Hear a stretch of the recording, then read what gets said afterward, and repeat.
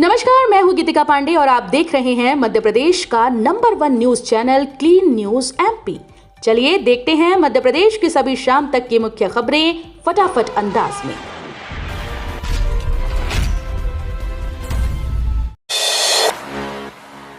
भोपाल नगर निगम की बड़ी पहल, अब सरकारी कामों में दौड़ेंगी ईवी गाड़ियां।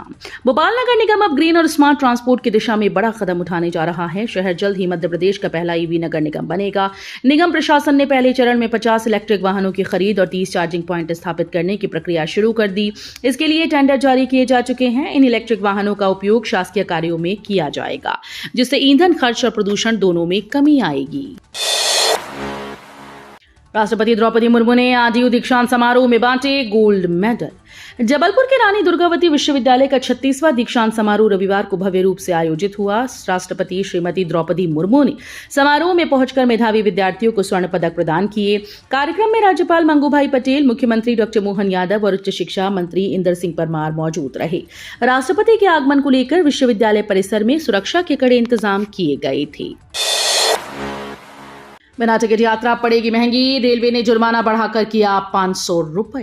भारतीय रेलवे ने बिना टिकट यात्रा करने वालों पर सख्ती बढ़ा दी। रेलवे बोर्ड के नए नियमों के अनुसार अब बिना टिकट या गलत टिकट के साथ यात्रा करते पकड़े जाने पर यात्रियों को किराए के साथ न्यूनतम 500 रुपए का जुर्माना देना होगा।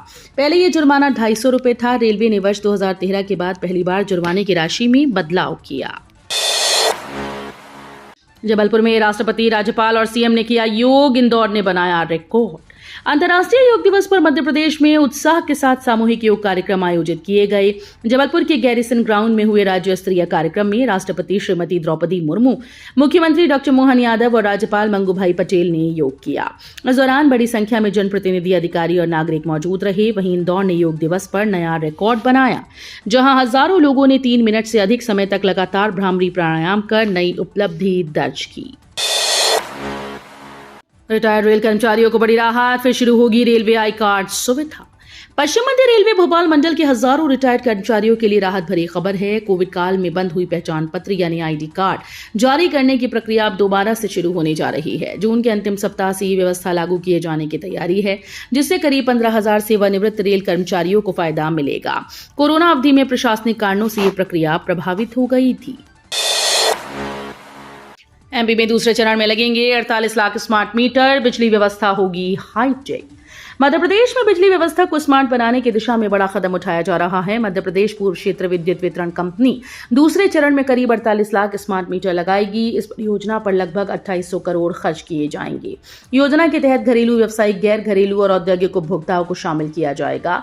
स्मार्ट मीटर लगने से उपभोक्ता अपनी बिजली खपत और बिलिंग की जानकारी आसानी से रख सकेंगे। किसानों के लिए बड़ी पहल, गोपालन पर सरकार देगी हर माह सहायता राशि। मुख्यमंत्री डॉक्टर मोहन यादव ने भोपाल में आयोजित प्राकृतिक खेती कार्यशाला से कृषक संगोष्ठी में किसानों को प्राकृतिक खेती अपनाने की अपील की। उन्होंने कहा कि रासायनिक खाद और कीटनाशक जमीन और स्वास्थ्य दोनों के लिए नुकसानदेह हैं। मुख्यमंत्री ने घोषणा की है कि गौपालकों को सरकार हर माह 1100 रुपए की सहायता देगी। इस दौरान प्रधानमंत्री नरेंद्र मोदी द्वारा पीएम किसान सम्मान निधि की 23वीं किश्त जारी करने का कार्यक्रम भी देखा गया। मालवा बनेगा विकास का नया इंजन, 16,000 वर्ग किलोमीटर में फैलेगा मेट्रोपॉलिटन रीजन। मध्य प्रदेश सरकार मालवा क्षेत्र को देश के बड़े विकास केंद्र के रूप में विकसित करने की दिशा में तेजी से काम कर रही है। मुख्यमंत्री डॉक्टर मोहन यादव के विजन के तहत उज्जैन इंदौर मेट्रोपॉलिटन रीजन का विस्तार किया जा रहा है। इस परियोजना का उद्देश्य इंदौर जैसे बड़े शहरों के विकास का लाभ आसपास के जिलों, तहसीलों और गांवों तक पहुंचाना है। यूआईएमआर का दायरा अब 16,000 वर्ग किलोमीटर से अधिक क्षेत्र तक फैलाया जाएगा। 90% से कम अटेंडेंस वाले शिक्षकों के ट्रांसफर पर रोक, बढ़ी नाराजगी। मध्य प्रदेश के स्कूल शिक्षा विभाग की नई ट्रांसफर नीति अब शिक्षकों के लिए परेशानी बनती नजर आ रही है। विभाग ने स्वैच्छिक तबादले की सुविधा तो शुरू की, लेकिन इसके साथ 90% ही अटेंडेंस की अनिवार्य शर्त जोड़ दी। जिन शिक्षकों की उपस्थिति 90% से कम है, वे ऑनलाइन आवेदन ही नहीं कर पा रहे। लॉगिन करते ही स्क्रीन पर आवेदन अस्वीकार होने का संदेश दिखाई दे रहा है। एमपी में मानसून की दस्तक करीब, अगले 2-3 दिनों में भारी बारिश का अलर्ट। मध्य प्रदेश में मानसून की एंट्री को लेकर बड़ा अपडेट सामने आया। प्रदेश में फिलहाल प्री मानसूनी गतिविधियां तेज बनी हुई हैं और अगले 2 से 3 दिनों में कई जिलों में भारी बारिश की संभावना जताई गई। शनिवार को भोपाल और उज्जैन में झमाझम बारिश हुई, जबकि भोपाल में 33 किलोमीटर वर्षा रिकॉर्ड की गई। मौसम विभाग के मुताबिक मंडला, बालाघाट, डिंडोरी, शहडोल, उमरिया, रीवा संभाग में बारिश ज्यादा सक्रिय रहेगी। तो ये थी शाम तक की मुख्य खबरें। रोजाना ऐसे ही मध्य प्रदेश से अपडेट रहने के लिए क्लीन न्यूज MP को अभी सब्सक्राइब करें और वीडियो को लाइक करना बिल्कुल न भूलें। धन्यवाद।